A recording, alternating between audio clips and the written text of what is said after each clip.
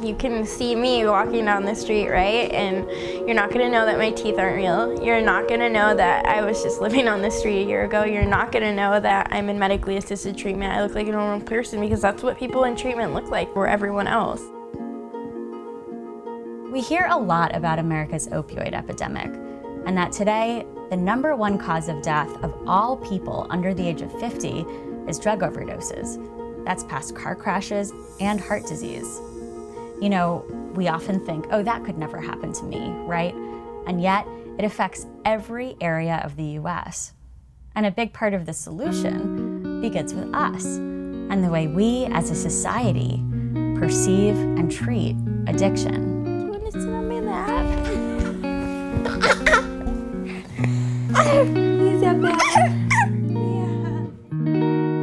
Heroin's such a bad thing, right? But these people that I'm really close with are doing it, so it must be okay. Like, you think that everything's okay at first, which is like the worst part about it. It's like you don't expect what happens to happen. One of the biggest misconceptions about people who are addicted to opioids and who are trying to get off is just this idea that they can just get clean. They can just kind of shake it off and then they'll be fine and they can go live the rest of their life. And while that may be true for a tiny number of people, what actually happens is a vast majority of them, upwards of 90%, are going to end up relapsing. And like get teary-eyed. When I was 8 months pregnant, and I still wasn't able to get clean. And I didn't want to lose my baby. And like it makes me like really emotional right now to talk about that because like of everything that I've gone through with him right now just to keep him. So just thinking about like if I didn't get that help that I needed, like I wouldn't be here right now with him.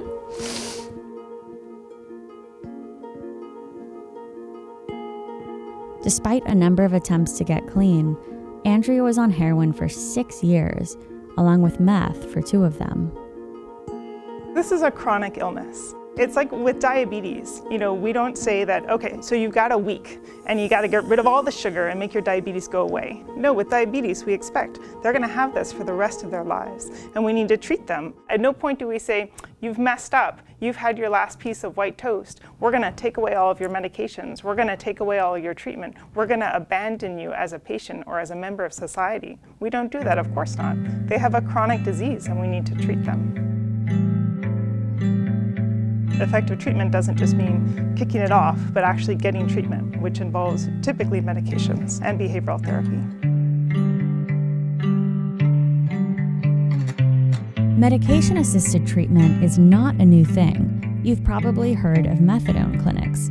Well, methadone's one of the 3 medications used in MAT. It's worth noting, though, that methadone is not the street drug meth or methamphetamines. So the idea is that instead of having someone just stop using or go cold turkey, they're treated with medication, sometimes indefinitely, along with therapy. This approach is how Andrea got off heroin, through a program called Project Nurture. We have our own little niche as part of the opioid crisis. That's partly run by Dr. Livingston's colleague, Dr. Amanda Risser, for pregnant women with opioid use disorder. We are so busy. We estimate that only about 10% of people who could benefit from these medications are getting access to them. You know, while no treatment for any medical issue is perfect, these medications really help people. All right, here we are. Medication-assisted treatment has been embraced by the CDC, the NIH, the FDA, SAMHSA, the World Health Organization, and the list goes on. And it's viewed by most healthcare providers as the most effective way to treat addiction. So what's the holdup in making this the norm? Stigma. Taper off completely versus switching to Suboxone? Yes, completely off. Okay. She went off of it. There's talk about it not being authentic recovery or trading one addiction for another. This is inaccurate and it really harms people. When I met Dr. Risser, she's just like, hey, what can we do? That was really cool to experience that because that's not normal. And that's why I think a lot of women that are pregnant that are using don't get help because they don't think that there's a doctor out there like that. And Project Nurture breaks that stigma about like, you know, being pregnant and using it and like thinking that you're just screwed. You have to realize that addiction is this incredibly strong process that changes your brain chemistry. It's something that you actually need intensive treatment for in order to overcome. And to overcome the present, we need to understand the past.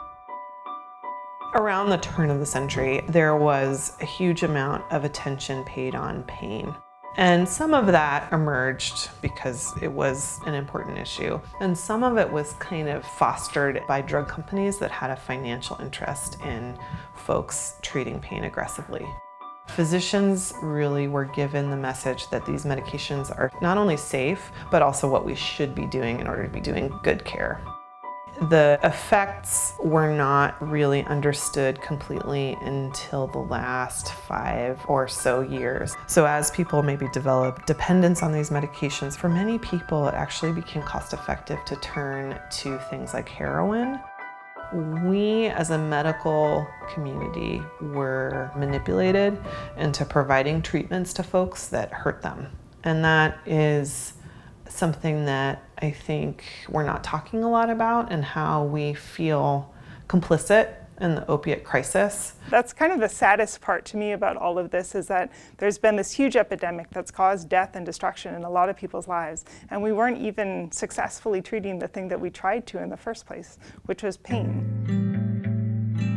In Oregon, between 2015 and 2016, the state produced some data that showed that we've had a death rate going down.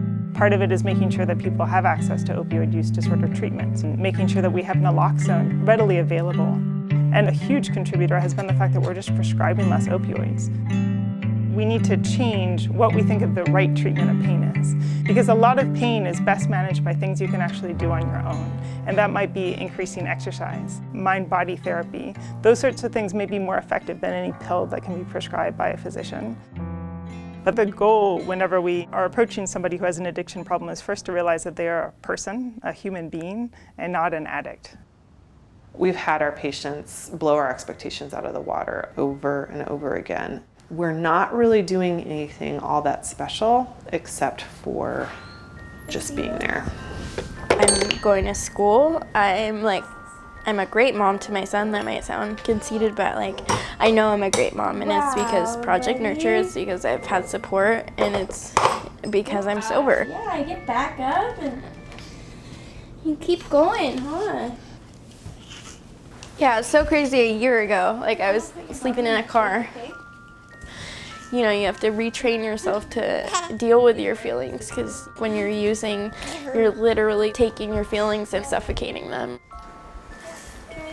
So you can put your shirt on. The goal is to teach him enough coping skills about like self-acceptance and stuff that eventually, if he does come across a situation where he's offered, he doesn't feel like he needs to. And the next thing for me, what my choice would be, is to be a radiologist. So that means going to medical school and getting my specialty in radiology. I know it's going to be tough, and I know it's going to be hard to manage my homework and being a good mom and all that stuff, but I've shown myself like you can go from nothing to something so quick, and why stop there?